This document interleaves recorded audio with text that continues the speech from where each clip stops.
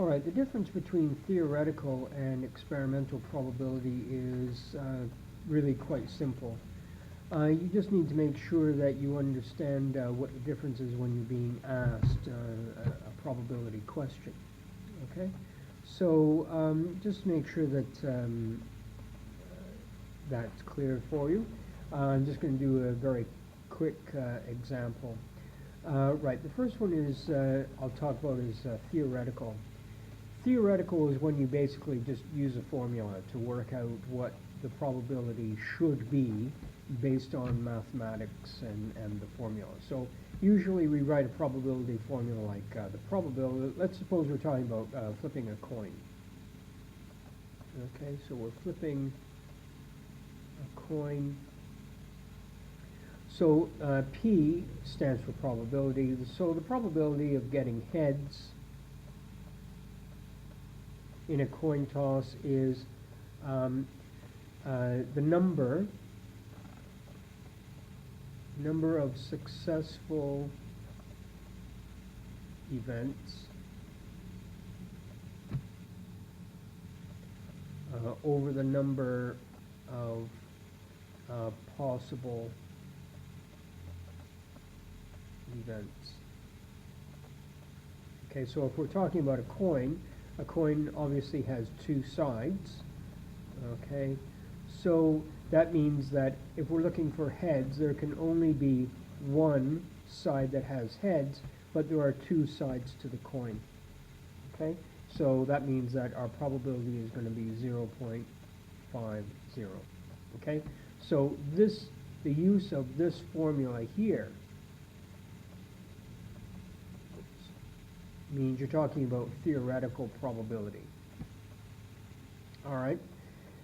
Essentially, this is saying that if you flipped this coin enough times, probably thousands, hundreds of thousands, maybe even more, you should eventually see that you get exactly half of the events being heads and half of the events being tails. Okay, that's what this is saying. All right. In terms of experimental probability, that's where you actually do carry out an experiment. So you have a coin, and maybe you create a table, like a table of some sort, and maybe the top row is the number of times you flip the coin. Alright, so like this, and you carry on, and maybe this is the first time you flipped it, second time, third time, fourth time, fifth time, sixth time, and so on. Alright, and on the first toss you got a heads, and on the second toss you got a tails, and then on the third toss you got tails again, and on the fourth toss you got heads again, and then another tails. Alright, and then you keep going like that. Okay, to carry out this sort of action and to record the results of every single toss, that's talking about experimental probability. Alright, they want you to carry out an experiment.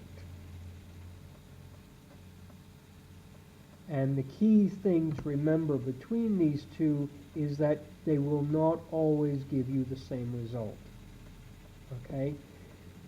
This tells you what you should have in the fullness of time. If you had no other thing to do in your life except flip this coin, you would do it hundreds of millions of times, you would find that you have 0.5 probability of getting heads.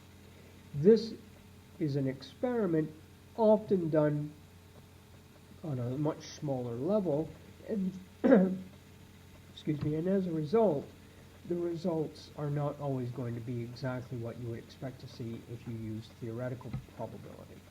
Okay, so just be aware of that, of those two things. This is carrying out an experiment, and the results you get with these sorts of experiments are not always going to match what you would expect to see when you use theoretical probability. Okay, and that's about all there is to it. Good luck.